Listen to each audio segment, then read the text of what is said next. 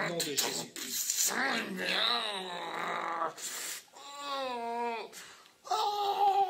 C'est Jésus qui est puissant. Ah, il est là. Il est à côté de toi. Au nom de Jésus-Christ, le Dieu Mais cette d'Israël. maladie, on n'a pas pu lui en mettre. On a tout voulu. Vous voulez lui mettre des maladies, c'est On ça? l'a voulu, on l'a pas pu. Ah bon? On voulait qu'il meure tout de suite, la vie. L'accident de la route m'a pu. Accident aussi? Ah oui. On a voulu me mettre fou, on l'a pas pu. À cause de ton entretien. Oh. Vous avez pensé aussi à l'hôpital psychiatrique? Ah, tout est possible. À chaque fois, échec. Vous avez échoué? Ouais. Jésus était là? Ouais. Il est comment, Satan? Il est méchant? Tu peux pas imaginer. Vous n'êtes pas capable de savoir l'atrocité de notre maître. Les âmes, ils souffrent, ils pleurent, ils crient. Les âmes pleurent beaucoup là-bas. Oui. Ceux qui meurent sans Jésus, c'est ça? Plein. On les mange. Et les catholiques? Aussi. Les catholiques aussi? Ils sont dans l'idolâtrie, c'est ça? Ils sont avec nous. Et les prêtres? Et tous. Et le pape aussi, n'est-ce pas? C'est votre serviteur, n'est-ce pas? Ouais, s'il est puissant. Oui, Mathieu, bonjour. Ouais, bah bonjour, voilà. Bah, donc moi, Mathieu, voilà. Et tu as quel âge, Mathieu? 36 ans. Et donc, tu m'as contacté il y a de cela une semaine environ. Ouais, voilà. Et voilà, tu m'as fait part d'une expérience qui est arrivée, notamment des problèmes avec des esprits. Voilà, Et voilà. est-ce que tu peux nous en dire un peu plus de ce que tu vis depuis environ 1 an, Mathieu? Ce que je vis, c'est c'est la vérité. C'est la vérité que tout le monde ferme les yeux sur ça. J'étais un homme comme tout le monde. Hein. Bah, je sortais, j'allais faire la fête. Un jeune, quoi. Un jeune, fumais la cigarette, faire de toutes choses. Là. Et j'étais non-croyant. On me parlait d'esprit spirituel. Je dis, ça n'existe pas. Médecin, traitement. Depuis 1 an, il m'est arrivé des choses et d'expériences. Je voyais commencer à avoir des choses, des flous noirs, des colères, des angoisses. Enfin, ma vie a totalement changé. Hein. Que du malheur. Dans le négatif? Que dans le négatif. Que dans le négatif. J'ai perdu beaucoup de gens de ma famille, j'ai perdu mon travail, j'ai perdu ma copine. Alors, tu croyais pas du tout aux esprits? Et non, et même en voyant toutes les choses négatives qui me tombaient dans la vie, en fait, ma vie, jeu de cartes, tout s'est effondré en quelques temps. En l'espace d'1 an, c'est ça, hein? Ouais, en l'espace d'1 an, mais en fait, je me suis rendu compte que tout venait de ce que je pense, ce que je voyais faire. Je me disais, je suis fou, mais en fait, et c'est là, et voilà, c'est pour ça que je veux en témoigner, parce que je comprends les gens, la plupart des gens vont dire, oui, c'est que mensonge. Je peux vous assurer, moi, si j'étais comme vous, celui qui va dire du négatif, que c'était que mensonge. Et je peux vous assurer, et je vous promets, que maintenant, je suis devenu croyant, et il n'y a pas de mensonge. La vérité, vous allez la voir quand vous serez parti. Parce que là, vous faites qu'un passage. Quand le jour, vous allez mourir, vous verrez qu'est-ce qui mentait entre moi et... Voilà. Ah ben, donc, tu croyais que les démons n'existaient pas? Ou sinon, c'était en dehors de ta vue, de ta portée? C'était mentalement, c'était mental. C'était pas possible. C'était impossible. On meurt, le corps, il se désintègre. En plus, il se désintègre, on devient squelette, poussière. C'est tout.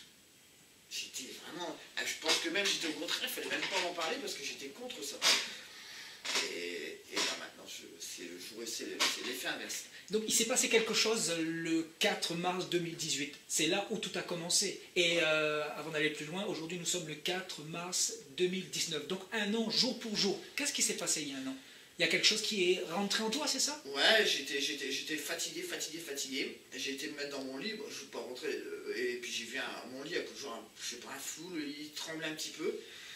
Et puis là, je me suis senti bizarre, et en fait, je suis descendu, et j'ai commencé à avoir des choses, et j'ai voulu appeler mon frère, mon portable qui se coupait, une chaise de chez moi qui tombait, impossible de fermer la porte d'entrée, je me suis sauvé, j'ai commencé à avoir des visions. Et en fait, je me suis sauvé dans ma voiture en pensant, bah, il ne faut pas me rattraper, mais en fait, vous pouvez aller où vous voulez, dans un bunker avec 50 des soldats, ils vont partout. Et je me suis sauvé avec ma voiture, bah, ils étaient dans ma voiture, j'ai vu des choses, j'étais enfermé dans ma voiture, j'ai klaxonné dans les villages pour me faire passer pour un fou. Enfin, je sais, hein, les gens vont dire, ouais, il n'est pas bien, mais voilà. C'est ce que tu as vécu. C'est ce que j'ai, la pire des souffrances. Et surtout pour moi qui n'y croyais pas. Waouh. Je me suis dit, Du jour au lendemain. Ouais, voilà, j'ai pas de médicaments, je fais 3 fois de sport par semaine, j'ai une vie saine. Donc, et voilà. Et donc, dans tes nuits, tu te faisais aussi, tu me disais, il y a eu des rapports sexuels et tout ça. Bah ouais, oui, sans rentrer dans les détails, hein, mais je dormais, je sentais quelque chose qui était allongé à côté de moi. Alors imaginez, vous sentez quelque chose à côté de vous que vous ne voyez pas. On vous touche la cuisse, les mains, c'est l'enfer. Et on ne le voit pas, donc il y a 2 solutions. Et moi je le dis, 2 solutions. Et c'est simple. C'est soit, bah, on n'y croit pas, moi, les gens disent que je suis fou parce que ça n'existe pas. Et on finit à l'hôpital Et on va psychiatrique. voir un médecin, et le médecin va me chercher le pourquoi du comment, il va me donner un traitement, et je suis la chair à pâté, et je finis à l'hôpital psychiatrique. Ou la deuxième solution, bah, lire la Bible, et suivre les commandements et la parole. Et au jour d'aujourd'hui, grâce à Seb, et puis lire, enfin, prophétiser, puis écouter, parce que tout est vrai. Et il n'y aura pas de deuxième chance. Une fois qu'on va mourir, il n'y a pas de deuxième chance. Parce que ce que j'ai vécu en un an, je le prends bien, et parce que ça m'a servi de voir que, en fait, c'est la vérité. Et que sans ça, j'aurais été comme la plupart des gens peut-être qui regardent cette vidéo, mais ne pas y croire, et puis je ne veux pas, entendre, je ne veux pas savoir la vérité. Mais après, au bout d'un moment, vous allez voir, la vie passe très vite quand vous serez malade, et puis quand vous allez partir. Dans l'ignorance. Dans l'ignorance. Et quand vous verrez la vérité face à vos yeux, mais il sera trop tard. Vous aurez demandé de pardon, vous mettre à genoux, il sera trop tard. Donc tu es en train de nous dire que tu as ouvert ton cœur et tu as essayé de rechercher une solution également pour que tu en sois ici aujourd'hui. Le combat. C'est-à-dire tu es parti voir des prêtres, tu me dis oui. Parle-nous un petit peu de ton expérience depuis un an là. Voilà, donc pas croyant, je vous dis, j'allais à l'église, même à l'enterrement, je faisais même pas le signe de croix, enfin j'étais vraiment athée. Et donc j'ai essayé de voir des prêtres, différents prêtres. Des prêtres exorcistes, c'est ça Avant les prêtres exorcistes, différents prêtres de ma commune. Alors tous les prêtres, pourtant c'est des enfants qui doivent refléter la parole de Dieu, tous, des prêtres, pas l'exorcisme, les prêtres, voilà, tous ils m'ont dit non, fais pas. Ah non, à s'attaquer à l'ennemi, donc le diable. Ils avaient peur. Tous peur. Mais j'ai dit, alors je fais quoi, comment je peux combattre? Parce que 99 des gens, ils vont pas vous croire, vous êtes fous, vous êtes cinglés, enfin la pire des, ils vont me détruire. Et j'ai réussi à avoir un prêtre exorciste, différents prêtres exorcistes, et ça marche, ça n'a pas marché non plus. Et comment se passaient ces expériences-là ils faisaient des récitations Ouais, réciter, mais vite fait. Il n'y avait rien qui se passait. Et puis, si, ça dégageait un peu, mais c'était là. Et puis, c'était moins puissant de ce que j'ai vécu aujourd'hui. Et puis, surtout, c'était... Ah, l'argent. Argent. On te demandait combien pour... 15 minutes au téléphone, 150 €. Waouh. Et on me disait le prix après. Mais j'étais tellement pas bien que je voyais... Tu étais prêt à tout, finalement. Ah, j'ai même tenté 2 fois de me suicider. Enfin, c'est parce que on perd toute sa famille, on perd mon boulot, j'ai perdu ma copine, et il y a peut-être un de mes frères qui m'a toujours pris, toujours soutenu, on perd tout. Et tu m'avais parlé d'une somme assez conséquente de 1500 €. Oui, après il y a un autre prêtre exorciste dans le sud de la France qui me donne une délivrance à 1500 €. Donc je dis, mon père, comment on fait 1500 €? C'est énorme, c'est un mois de salaire. En gros, je dis, si on n'a pas l'argent, il nous laisse comme ça, on meurt, il nous laisse comme ça, il va pas, vous n'avez pas l'argent, non? Bon, ok, vous m'appelez quand vous avez l'argent. Donc il va quelqu'un de l'église qui doit représenter le Seigneur, il va laisser un de ses frères souffrir comme ça. Enfin, c'est... Waouh. Ouais, voilà. Donc en gros, pendant un an, tu as tourné en rond. Et rien du tout. Tout essayé, sauf tout, aller voir à droite, à gauche. Tout. Tu as essayé Marie, n'est-ce pas? J'ai essayé le chapelet. Le chapelet. J'ai essayé le chapelet, on m'a dit de réciter 30 fois. Et rien du tout. Rien du tout. Tu as essayé, Jésus avec la croix, là c'est ça? Oui, j'ai acheté une croix, j'ai fait toutes les prières. L'eau bénite? L'eau bénite. Ça aussi, rien du tout. Alors, l'eau bénite, ça leur fait rien. J'ai même essayé que j'ai un truc, on m'a dit, et bah oui, bah, je dis, bah, elle me dit oui, mais je dis, parce qu'au début, je ne croyais pas que c'était en moi. Je pensais que c'était dans l'habitation. Eh ben oui, mais monsieur, il faut essayer bah, de l'encens, enfin les différents encens, là, le dragon, On t'a conseillé l'encens, c'est ça? bah, pas, comment on appelle ça, ce qu'on met dans les églises, là, Oui.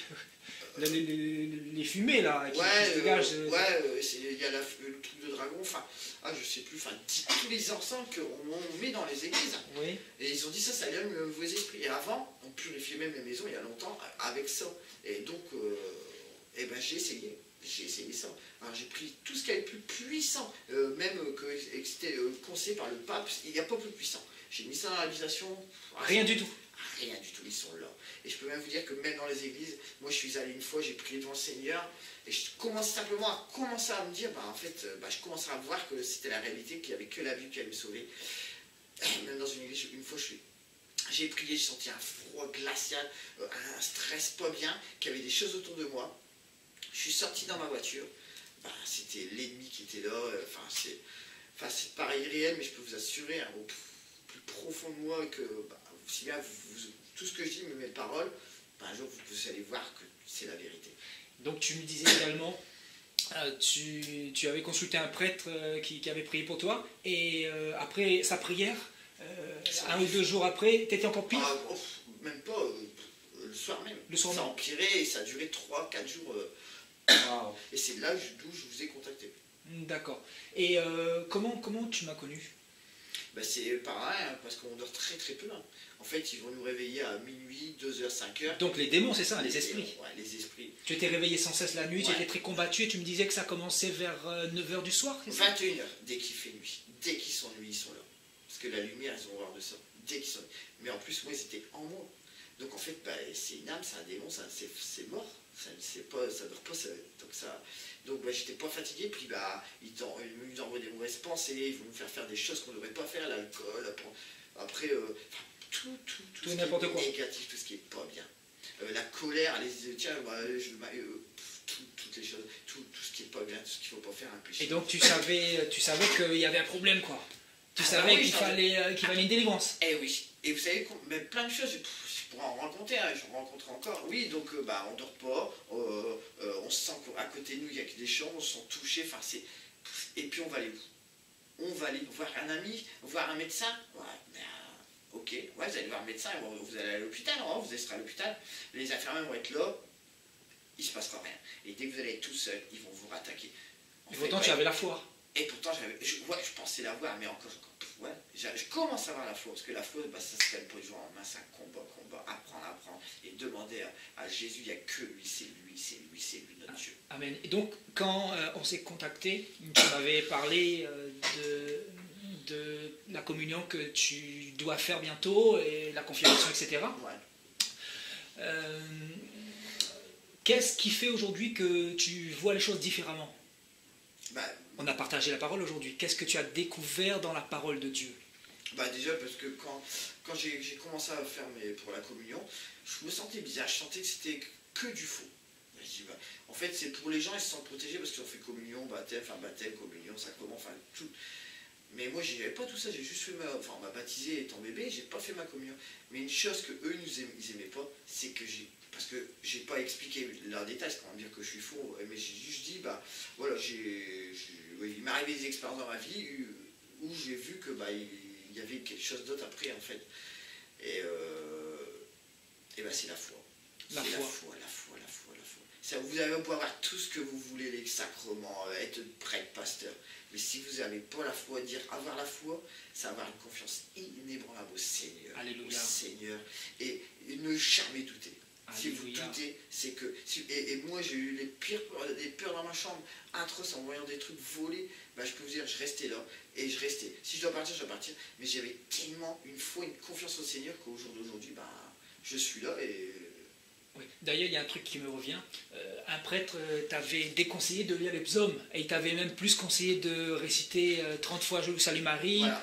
et les psaumes surtout pas. Non, jamais le psaume. Il m'a dit, il dit comment c'est revenu? Ben, je sais pas, ou bien ma délivrance n'était pas totale. Et moi j'étais persuadé, quand on s'avait eu au téléphone 15 minutes ou une demi-heure, il me dit si c'est total. Et moi je le sentais qu'au fond de moi. Il me dit faites les prières, 30 fois Je vous salue Marie, le chapelet, enfin Et surtout pas les psaumes. Ouais, mais j'ai je disais même pas les psaumes, je disais les pauses.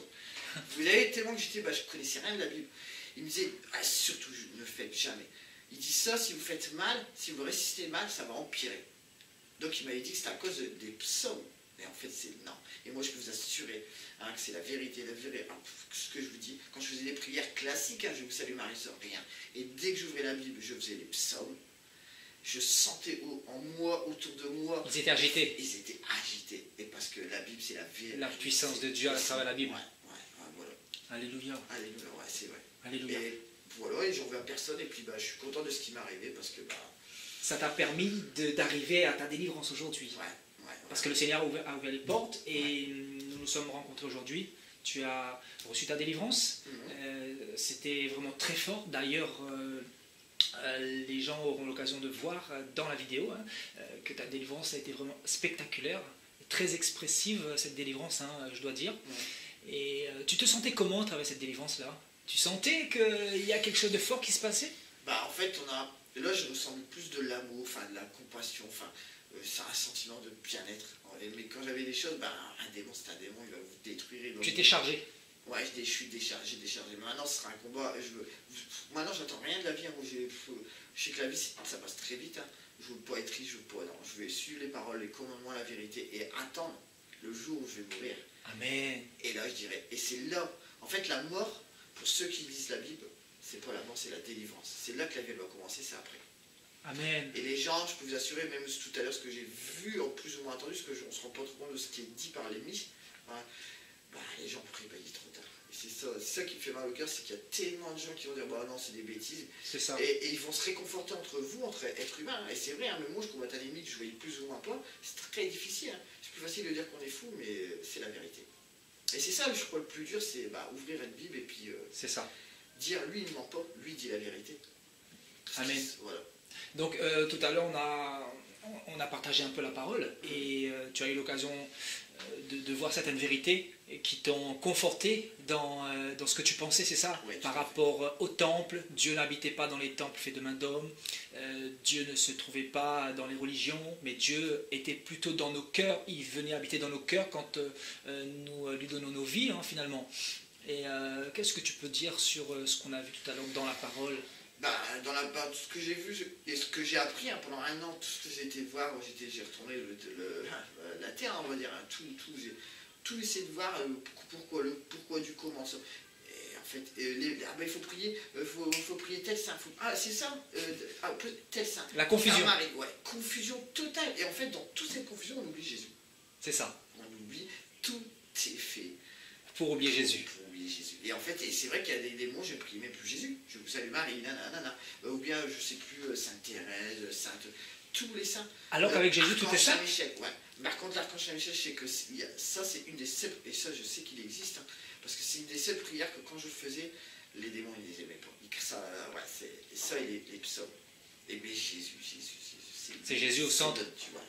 Il n'y a personne d'autre, c'est lui seul, c'est lui notre Père. Pourquoi on va demander à un saint qui va demander à Jésus? Je comprends pas. Parce que Jésus c'est le seul qui est mort sur la croix. C'est le seul qui a donné son sang. Et donc c'est le seul médiateur aussi. Nous l'avons vu tout à l'heure, n'est-ce pas? 1 Timothée chapitre 2 verset 5. Jésus est le seul médiateur entre Dieu et les hommes. Donc si nous prions un autre, nous sommes dans l'idolâtrie. Et donc aujourd'hui tu sais qu'il faut prier Jésus seul. Demain, gloire à Dieu. C'est Jésus, c'est lui. Demain vous voulez une augmentation de votre travail, vous n'allez pas demander à la secrétaire ou votre copain qui va demander pas. Vous allez voir directement. Voilà. Le chef, à la source. À la source. Et là c'est pareil, il faut aller directement à la source. Amen. Ouais. Et nous allons faire ton baptême dans un instant. Oui. Ça va être un grand départ aussi pour toi. Page blanche. Alléluia. Ouais, casier judiciaire vierge. Et tu recommences un nouveau départ avec le Seigneur. Un nouveau départ et puis donner de l'amour et puis partager la bonne nouvelle. Après, voilà. Après vous avez le choix est libre, la liberté, c'est ce qui nous a donné le Seigneur, c'est la liberté de nos actes, de nos paroles, de nos gestes. Et l'oubli, parce que même moi, quand on perd quelqu'un, on a tous perdu des gens proches de des êtres. C'est ça.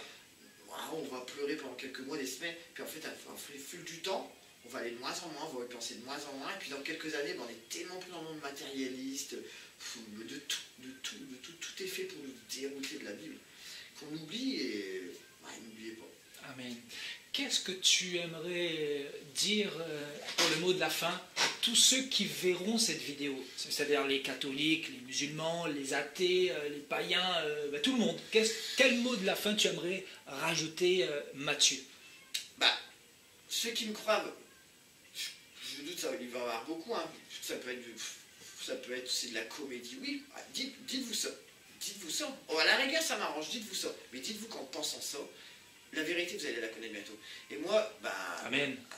La vérité, c'est Jésus. Jésus. Le Seigneur, et tout existe. Voilà. Alléluia. La Bible est réelle. La Bible est la vérité, la Bible est la réalité.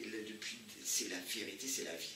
Et voilà, ceux qui ne me croient pas, vous verrez. Et là, vous pleurez, vous mettrez à genoux, il sera trop tard. Oui, parce qu'on ne meurt qu'une seule fois. Oui. Et il y a l'enfer. Je veux baptiser Mathieu, c'est comme ça. Je veux baptiser Mathieu au nom de Jésus-Christ de Nazareth. Amen. Alléluia, alléluia, alléluia. Père, merci Père pour sa vie. Je te bénis et te remercie encore, mon Dieu. Je te rends grâce. Seigneur, merci Papa de le remplir de ton onction, de ton huile, Papa, de ta présence, de ta fidélité. Seigneur, je te rends grâce pour tout ce que tu fais, pour tout ce que tu vas faire dans sa vie. Merci Papa pour ta lumière qui habite en lui. Merci Papa pour son nom que tu inscris dans le livre de vie. Je te donne toute la gloire au nom de Jésus-Christ, Père de gloire. Il t'appartient dorénavant, Père de gloire.